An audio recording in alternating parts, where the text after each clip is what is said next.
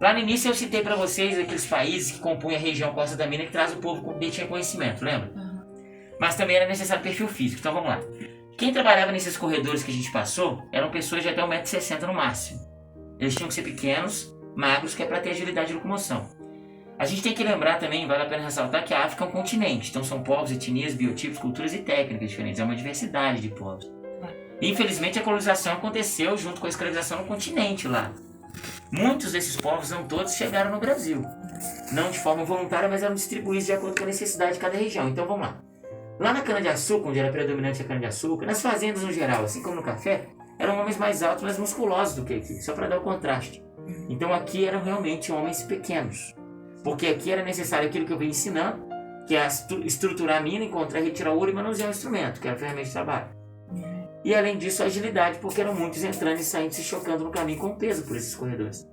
Então por isso a ideia é que o perfil físico Ouro Preto tinha que ser até 1,60 m, tá? Só que ali dentro tem um túnel de 70 centímetros de altura, assim como o da direita ali que tem 90, que eu cheguei a mostrar para vocês.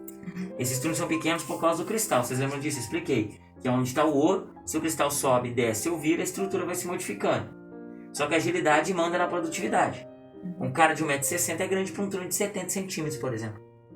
Então o dono da mina trocava o adulto por uma criança. Filhos de escravizados no período de escravidão, infelizmente, foram escravizados também. Eu tô pensando, né? Porque muita gente de 1,60 m sendo homem, né? Eram homens, a maioria.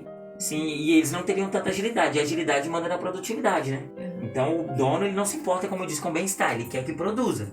Então a criança vai trabalhar como adulto e, se for necessário, vai receber a mesma punição da adulto. Mas a criança ainda não tinha aquele conhecimento técnico. Então, ele vai aprendendo no decorrer do dia a dia. Então o conhecimento vai se propagando entre eles aqui. Entendeu? Certamente alguns aprimoramentos vão sendo feitos por causa da formação geológica da nossa aqui. Então, assim, de qualquer forma, a criança, ela não precisa ter força. Ela precisa aprender a técnica e a agilidade ela vai ter para fazer esses túneis porque ela é pequena. Sim, mas dá uma impressão que para abrir isso tudo precisa de uma força violenta. Então, mas como é um material em camadas, você escama ele. Então aí já não é força, é técnica. Né? Então por isso. É tanto que as ferramentas deles na época eram mais compactas do que a de hoje. Por exemplo, a picareta não era aquela picareta com a ponta grande, compridona. Ela era tudo mais compacto, menorzinho. E chamavam de amocache, não era nem picareta. Né? Mas enfim. Então, só do sexo masculino. Tem esse outro porém também. Não permitia entrar mulheres. Alegavam que mulher traz má sorte e causa desabamento da mina. Uma superstição, claro. A realidade é que a mulher aqui dentro, ela teria, segundo as pesquisas, mais facilidade do que o homem de roubar o ouro. Ambos roubavam ouro com o intuito de comprar a liberdade deles, certo? Que é o que almejavam. Só que o homem tinha os pelos raspados, trabalhava nus ou seminus, então a única chance dele roubar ouro era quando ele via um pouquinho de ouro, ele engolia e colocava na parte íntima. Então muitas vezes fiscalizações aconteciam lá fora, no corpo dele, para ver se ele não estava roubando ouro. A mulher, como supostamente ela teria facilidade de tirar entre os cabelos, unhas e partes íntimas, né, teoricamente teria mais lugares, digamos assim, o dono da mina, né, o homem dono da mina, cria uma história, coloca medo da mulher, aí repete a mentira até virar verdade de uma superstição. É tipo manga com leite, né? Sim. Leite comercializado, fruto de graça. Parar de roubar o leite, fala que misturar os dois faz mal. Né? Lá fora, as mulheres tinham várias e várias funções, tá? Elas poderiam estar exercendo várias atividades físicas, né, na mineração ou na parte doméstica, mas a principal dela, das funções, era gerar um filho por ano. Então ela vem da mesma região que o homem, para ser baixa, né, para gerar filhos baixos, porque acreditavam que a genética do pai e da mãe ia influenciar na genética do filho. Sim. Só que ela tinha que ter o quadril muito largo, porque associa a fertilidade, então chamavam elas de parideiras. Sim. Então ficavam selecionando mulheres para reprodução, homens para reprodução, nos quais não podia criar laço afetivo, porque eles não podiam se unir, talvez não precisassem ter a mesma língua, a mesma etnia, que o ideal é que eles não se unissem. Era forçar uma reprodução para renovar a mão de obra no mesmo ritmo que se perde. Compreendendo até aqui? Crianças, segundo pesquisas, começavam a atividade aqui a partir dos 6 ou 10 anos. O máximo de vida seria 15, que elas sobreviveriam. Então você começa com 6, com 21, é o fim. Você começa com 10, com 25, é o fim. Você vê um adulto com 30, 45. Porque as causas de morte eram as mesmas, vamos entender. Quando quebravam o minério de ferro e o quartzo, soltavam poeira no ar, né? E um dos compostos do quartzo é um brilhozinho que tem no minério, que a gente vê que parece que alguém jogou uma purpurina em alguns lugares. Aquilo é a sílica. Eles inalavam aquilo, que endurece o pulmão, causa silicose, que é o endurecimento do pulmão. tuberculose, que era um contágio. A gente está vivendo a pandemia, mas isso na época, né? Aí você soma isso tudo, açoite, trabalho pesado, uma alimentação, as torturas e punições da escravidão. Mas esse ambiente cheio de fumaça e umidade, totalmente insalubre. E sem roupa, hein? Os caras morriam jovens. Então por isso a necessidade pro escravagista de forçar uma reprodução. Gera, põe com o mais velho, aprende, substitui, cria um ciclo. Africano é caro, demorado e metade morre no tráfico. Dessa forma é rápido, barato, nascido e criado na terra brasileira. Entenderam? Sim. Última, para concluir.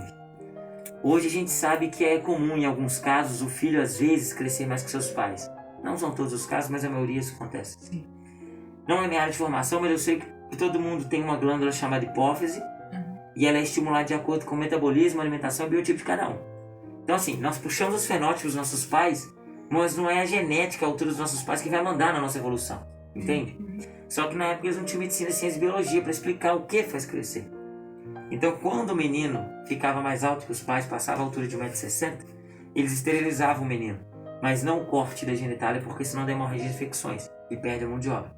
É pelo esmagamento da genitália, porque supostamente a recuperação seria mais rápida. Então vamos lá. Primeiro, que o que faz crescer não é a genitália, certo? Como isso eu expliquei. E depois de alto, ele não vai encolher com a castração.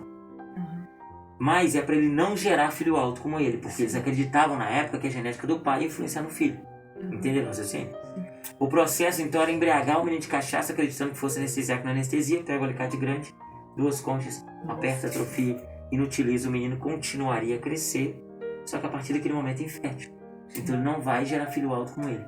O foco era ter ouro e para ter ouro tinha que ser pequeno. O pequeno se torna um reprodutor, assim eles não perdem o controle de uma renovação de uma mão de obra que tentava manter aqui, compreendendo? E é curioso porque eu já tive a oportunidade de ir para Colômbia e eu reparei que na costa pacífica a população negra é bastante alta. E por aqui, em Minas, não. As pessoas negras aqui, você vê que são mais baixas. São mais baixas, é. Eu quando eu posso falar como agora que você tocou no assunto, eu cito, por exemplo, minha família. Minha avó materna e minha mãe, por exemplo, são descendentes. Então elas são as típicas mulheres da época. Minha avó acho que tem 1,53 m, minha mãe tem 1,55 m. Sim, a minha também bem baixinha. Meu pai que é manauara.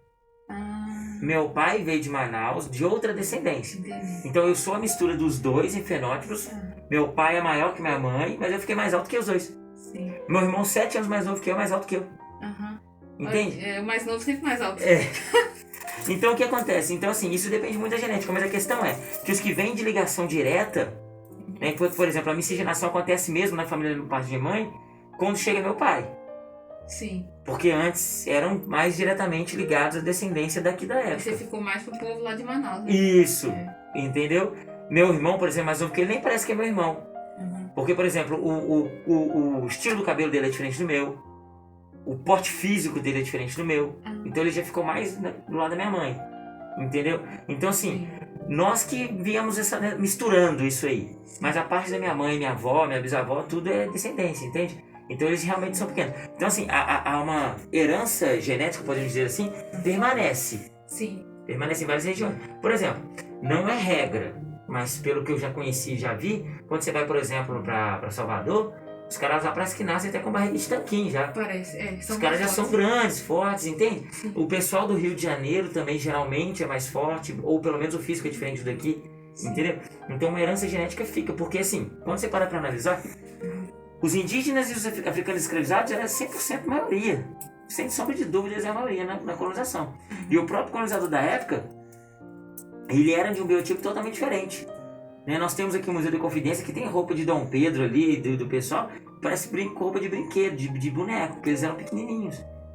Então eles eram de biotipo totalmente diferente. Altos na Europa, eu acho que é mais ali nos nórdicos, né? Sim, mas também que uma evolução genética só começa a vir a partir do século XX, né? Que é quando você compra um frango e com 45 dias está no pão de abate. Ou seja, ele está cheio de hormônio. Um pão que gera água, leite, trigo. Tem um monte de coisa misturada. Então assim, a evolução genética nossa vem junto com a evolução alimentar. A partir do século XX, basicamente, né? Uma coisa está ligada à outra. Entendeu? É tanto que, por exemplo, meu irmão, a alimentação dele é totalmente diferente da minha. Por isso que ele cresceu pra caramba. Entendeu? Eu já era mais desleixado e tal. Minha evolução foi mais lenta. Entendi. Entendeu? Mas enfim, Ficou claro?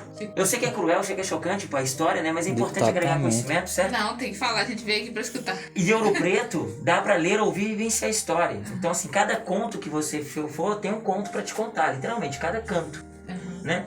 E o que a gente tenta proporcionar aqui é lembrar de um povo que sofreu e morreu para sermos o que somos, né? Além do contato com a mineração do século XVIII, que no mundo só existe aqui, é importante te lembrar disso, porque didático não retrata o africano como dono do conhecimento. É apenas com a mão que executa, certo? E como eles são de grande influência, como eu disse, na nossa cultura, é importante ter um mínimo de respeito com a história e lembrar deles também, né? Claro. E você tem formação em história, tem bastante conhecimento. Eu curso turismo, formo ano que vem, sou formado em mecânica também. Ah, entendi, bacana. Obrigado pela atenção e paciência. A gente que agradece. Perfeito. Vamos fazer